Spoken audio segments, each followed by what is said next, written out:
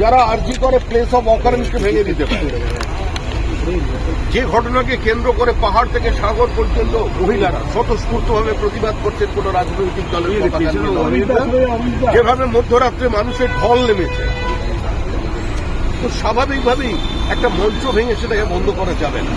একটা সর্বভারতীয় দল বিজেপি, আমরা দীর্ঘদিন ধরে এটার বিরুদ্ধে আন্দোলন করছি এবং আমাদের আন্দোলন চলবে, এবং শুধু আমাদের আন্দোলন চলবে না, মানুষের আন্দোলন চলবে। মানুষ এই স্বৈরতান্ত্রিক সরকারের থেকে মুক্তি চাই, মানুষ নিঃশ্বাস নিতে চাই, মানুষ নিজের মতো করে কথা বলতে চাইছে, প্রতিবাদ করতে চাইছে।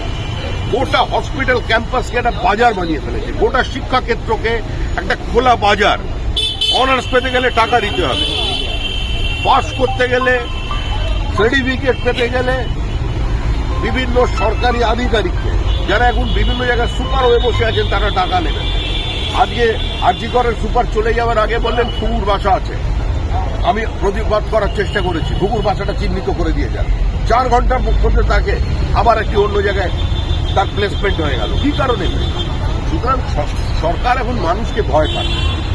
একটা অসহিষ্ণু সরকার, একটা প্রতিহিংসা পরায়ণ সরকার আজকে এখানে ক্ষমতা এসে গেছে প্রতিক্রিয়ার কারণে। কিন্তু এর অর্থ এই নয় যে এইভাবে মানুষের আন্দোলনকে বন্ধ করে দিতে পারে। আরে বিরোধী দলনেতা রাজ্যের, তাকে সভা করতে গেলে কোর্টের দ্বারস্থ হতে হয়। সংসদীয় গণতন্ত্রে বিরোধী দলনেতার মর্যাদা আজকে একটা প্রধান মুখ্যমন্ত্রীর পরেই এবং সর্বোপরি আমাদের দলের যিনি সভাপতি সাংসদ আছেন, তিনি আজকে এই সভায় উপস্থিত থাকবেন। তার আগেই পুলিশ মঞ্চ ভাঙার পরেও কি এখানে প্রতিবাদ হবে? প্রতিবাদ হবে, আপনারা ধর্ণা চালিয়ে প্রতিবাদ স্বতঃস্ফূর্তভাবে হবে। প্রতিবাদকে স্তব্ধ করা যায় না। পৃথিবীর ইতিহাসে যত স্বৈরতান্ত্রিক নেতা জন্মেছেন, তারা কেউ স্বৈরতন্ত্রের রাস্তায় হেঁটে সাফল্য পাননি। শ্রীমতী ইন্দিরা গান্ধীকে ক্ষমতা থেকে চলে যেতে হয়েছিল, চাউসেস্কু প্রাসাদ ধ্বংস হয়ে গেছে। গোটা পূর্ব ইউরোপে মানুষ দেখেছে ঔদ্ধত্য, উন্নাসিকতা একটা সীমা থাকে। হিটলার, মুসোলিনিদের পতন দেখেছে পৃথিবী, সুতরাং এটাও যাবে। একটা মিশ্র প্রতিক্রিয়া বন্ধের ক্ষেত্রে দেখা যাচ্ছে। শ্যামবাজার, পাঁচমাথার মোড় 11টার সময় কার্যত ফাঁকা বলা যেতে পারে। দেখুন, আমাদের যে কর্মসূচি, আমরা অন্য রাজনৈতিক দলের কথা তো বলতে পারবো না। আমাদের এই কর্মসূচি ছিল যেটা, সেটা বাস্তবায়িত করার জন্য আমরা চেষ্টা করব। তবে এটা এই প্রতিবাদ, স্বতঃস্ফূর্ত প্রতিবাদ, এটা নিঃসন্দেহে ভারতবর্ষের রাজনীতিতে একটা রূপলি রেখা দেখা দিয়েছে পশ্চিমবঙ্গে।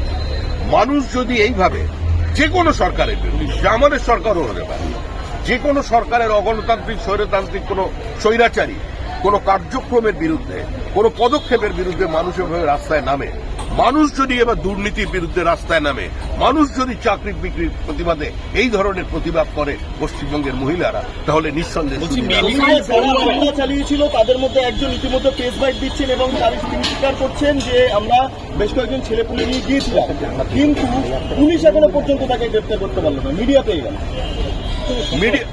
আরে পুলিশ আর তৃণমূল কংগ্রেসকে আলাদা করে দেখা যায় না?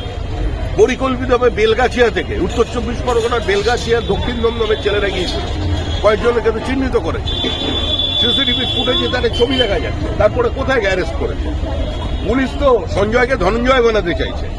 এটা সঞ্জয় একার কাজ নয়, আর এটা কোনো বিক্ষিপ্ত, বিচ্ছিন্ন ধর্ষণ, খুনের ঘটনা নয়।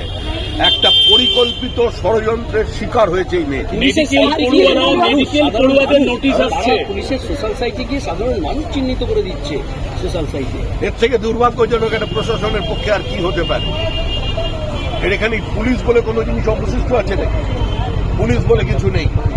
আজকে পুলিশ যদি এর বিরুদ্ধে রুখে না দাঁড়ায়, আমরা বলছি না সমস্ত পুলিশের অবস্থার শিকার, কিন্তু পুলিশ কোনো স্বতন্ত্র সংগঠন নয়। পুলিশেরও পরিবার আছে, পুলিশও ফ্ল্যাট কিনেছে, মাসের শেষে ইএমআই দিতে হয়, পুলিশকেও সংসার প্রতিপালন করতে হয়। তাহলে অনেক পুলিশ যদি এই অবস্থার বিরুদ্ধে প্রতিবাদ করেন, কিন্তু তার পরিণতি কি হবে সেটাও জানেন। পুলিশের একটাই কাজ হচ্ছে বিরোধী কণ্ঠস্বরকে বাজেয়াপ্ত করা। পুলিশ ওখানকার কারা গিয়ে আরজি করে ভাঙচুর করেছে, তাদের জন্য পুলিশ নেই।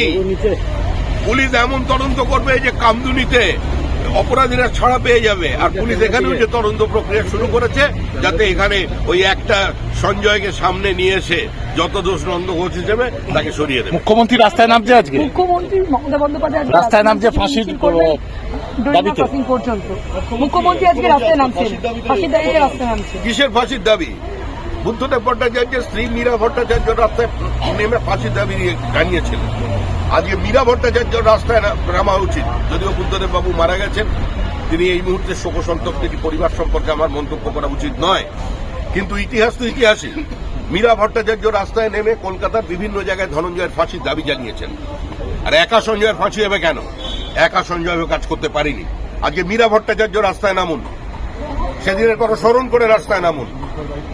আজকে ধরতে হবে কলকাতা পুলিশ কমিশনারকে, ধরতে হবে পুলিশের ওখানকার যিনি হসপিটালের আধিকারিককে, তাদের অবস্থান কি ছিল, কেন প্রাথমিকভাবে এটাকে সুইসাইড বলে চালিয়ে দেওয়া হয়েছিল? ফাঁসি তো তাদের আগে হওয়া দরকার। Thank you.